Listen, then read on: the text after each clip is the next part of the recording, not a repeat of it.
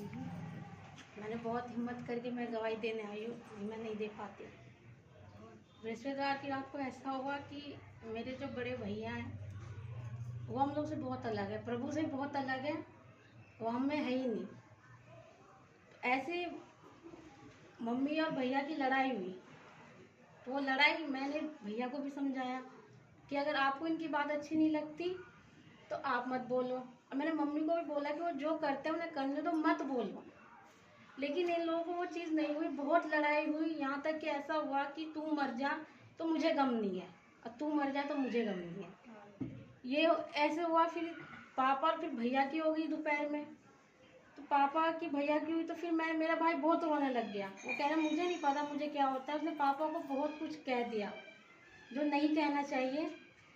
फिर दोपहर में हो गई, फिर मैंने पापा को भी समझाया कि पापा छोड़ दो उसको उसकी हाल पे, हम चारों एक तरफ होकर प्रार्थना करेंगे, छोड़ दो उनको उसके हाल पे, मत टोको, मत पूछो कहाँ है तू, क्या कर रहा है, छोड़ दो।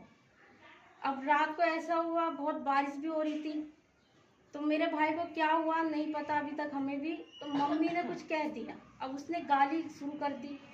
गाली होते होते अब मेरा छोटा भाई भी है, इन लोग के आपस में लड़ाई हो गई। ऐसा था कि 4 में से 1 मर जाता उस दिन। ऐसी सिचुएशन बन गई थी कि 4 में से 1 को आपस में ही मार देते। बाहर वाले किसी से लड़ाई नहीं थी, इनकी आपस में ही लड़ाई थी, सब आपस में ही लड़ रहे थे और मैं इन चारों को अकेले नहीं संभाल पा रही थी। फिर ऐसे हुआ कि मेरे पापा को थोड़ा धक्का लगने से उनके सर में चोट लगी, तो उनका दिमाग काम करना बिल्कुल बंद कर दिया, तो अभी भी उनकी लगी है। फिर मैंने पापा को संभाला, इन लोगों को छोड़ दिया।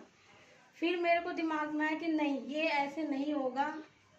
मेरे अंदर ये है कि मेरे जो दास है, मेरे जो दासी है, मैं कोई बात इनसे छुपा नहीं पाती, चाहे कोई भी हो।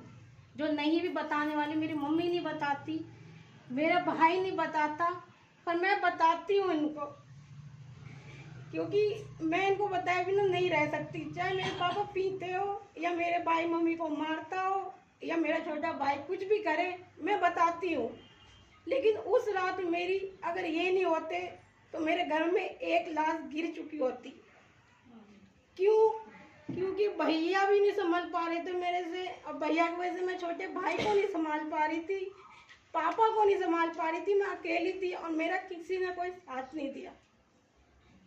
मैं अकेली हूँ, बिल्कुल आज भी खड़ी हूँ, क्योंकि मेरा परमेश्वर उस दिन मेरे साथ था कि उसने बचाया। बहुत मुश्किल थी वो रात काटना मेरे लिए, क्योंकि फिर मैंने आंटी को फ़ोन करा, मैंने बताई कि मेरे भाई ने अपने आप को बंद कर लिया है, नहीं खोल रहा था दरवाज़ा। मैंने 1 घंटे कोशिश करी, उस दिन भी अकेली, उसी रात को अकेली 10 बजे मैं फ़ोन कर रही हूँ, नहीं उठा रहा, कुंडी खटखटा रही, नहीं खोल रहा। फिर आस पड़ोस के कह रहे हैं कि तेरे भाई ने कुछ कर लिया। मेरे पैरों तले जमीन हट गई। मैं कह रही मैं एक साथ अपने तीनों को खो दूंगी। बड़ा भाई को कुछ होगा तो मम्मी नहीं रह पाएगी, मम्मी को कुछ होगा तो मेरा पापा नहीं रह पाएगा। मैंने मेरे जो दासी ने, मैंने इनको फ़ोन करा, मैंने कहा मम्मी बात कर। मेरी मम्मी बात नहीं कर पाई, वो रोने लग गई। फिर मैंने उनसे बात करी, मैंने कहा ऐसे ऐसे मेरा भाई ने अपने आप को बंद कर लिया है, अब मुझे नहीं पता मैं क्या करूँगी। फिर उन्होंने मुझे कहा वक्त ही तो है पूरा, बुरा ही तो वक्त है, भारती टल जाएगा, हिम्मत मत हार, हिम्मत रख, और वो खोलेगा गेट। इनकी बात सुन के मेरे अंदर हिम्मत आई कि नहीं, मैं इनको संभालूंगी, भले मेरा दुनिया नहीं साथ देगा, कोई बात नहीं। जो 6 साल की मेहनत है, दास का मेरे घर आना, जो मुझे समझाना है, वो तो मेरा साथ देगा।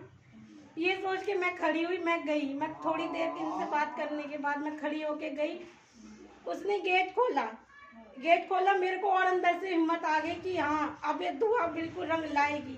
अब ये होने के बाद उन्होंने खोला, मैं उनके पास गई, तब भी उन्होंने मुझे धक्का मार दिया, उन्होंने मुझसे लड़ाई कर ली, मुझे बहुत कुछ कह दिया कि तुम नहीं हो मेरे लिए, वो यही बोलता था मैं मर जाऊंगा, मैं तुम्हारी शक्ल नहीं देखूंगा। फिर भी मैंने हिम्मत रखी। 1 बजे रात को ऐसा हुआ कि फिर मेरे पापा की तबीयत बहुत खराब हो गई, उनके सर में चोट लगी, उन्हें होश नहीं।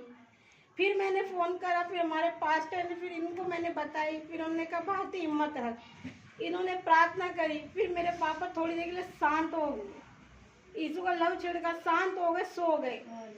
2:30 बजे रात को मेरी मम्मी की सांस रुक गई।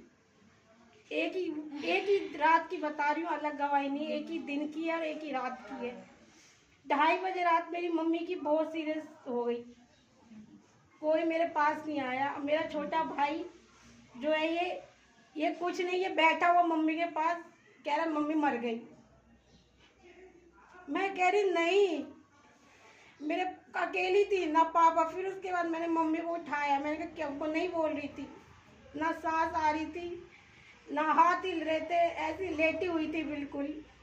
फिर मैं कैसे भी करके इनके मुंह में हवा, मतलब सांस दी, हवा डाली, फिर भी रुक रुक के सांस आ रही, बिल्कुल हाथ पैर ऐसे घेर दिए।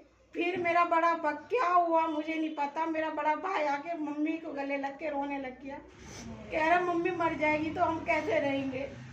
फिर मैंने तुरंत फ़ोन करा चर्च में, मैंने फिर बताई कि मम्मी को ऐसे ऐसे हो रहा है, मुझे नहीं पता क्या हो रहा है। सब कह रहे तेरी मम्मी तो मर गई, मुझे यही बोल रहे थे तेरी मम्मी मर गई। मेरे को अंदर से ये हुआ कि अब क्या होगा, क्योंकि मेरे पापा होश में नहीं थे और मैं बार बार मम्मी को उठाऊं, कभी इन लोग को संभालूं अकेले, कोई मेरा साथ नहीं देने वाला है। वो 2:30 बजे रात, लेकिन मेरे जो है प्रभु के जो दासीन है उस बुरे में मेरे पास नहीं थे, पर दूर होके भी मेरे पास थे। उनसे मैंने प्रार्थना करी। फिर हमारे जो बड़े पास्टर है राजा भैया, उन्होंने भी प्रार्थना की कि प्रभु ये ठीक होएंगी। फिर आंटी ने कहा कि तू कहीं नहीं लेके जाएगी, ये ठीक हो जाएंगी। फिर उसके बाद मैंने 3 बजे की बात है, सुबह 2:30 बजे की ना, 3 बजे। फिर उसके बाद मैं खूब देर तक फिर उन्हें बात में नहीं कर पाई, क्योंकि मेरी मम्मी उठ नहीं पा रही थी, हिल नहीं रही थी, नहीं कर पाई बात। फिर मैं थोड़ी देर ऐसी मैंने यीशु का लहू इनके मुंह में डाला, फिर उसके बाद तेल लगाया। फिर हम लोग ऐसी लेके ऐसी बैठी हुई थी, मैं हाथ में नहीं हिल रही थी, लेके ऐसी बैठी थी हाथ में मैं, और मेरे भाई सब रो रहे थे। मैं चोटी ऊपर, ऐसा लग रहा था कि पता नहीं क्या है मेरे में। मैं लेके बैठी हूँ, मेरे दोनों भाई रो रहे थे खूब, कभी गले लग के रो रहे हैं, मुझे कह रहे बता क्या हो, खूब रो रहे थे वो। मैं ऐसे लेके बैठी हूँ। फिर भैया ने कहा कि तू चिंता मत करी, ठीक होएंगी। फिर कभी ये रोए जा रहे। और मेरा ये था ध्यान बस यीशु मसीह पे था कि आज जो हो जाए, जीत किसकी होगी आज देखी जाएगी, जीत किसकी होगी, बस यही बोल रही थी। मैं देखती हूँ मेरी 6 साल की मेहनत कहाँ जाती है, मेरा घर में पास्टर दास की बातें जो मैंने सीखी है वो कहाँ जाएगी। आज शैतान जीतता है कि मेरा परिवार जीतता है या मेरी माँ जीतेगी।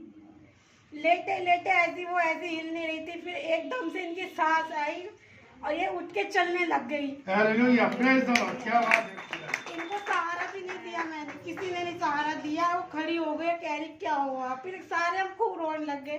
फिर मैंने बताया कि अब फिर आंटी ने भी फ़ोन मैंने करा, फिर कह रहे कैसी है। मैंने कहा आंटी बिल्कुल ठीक है आप।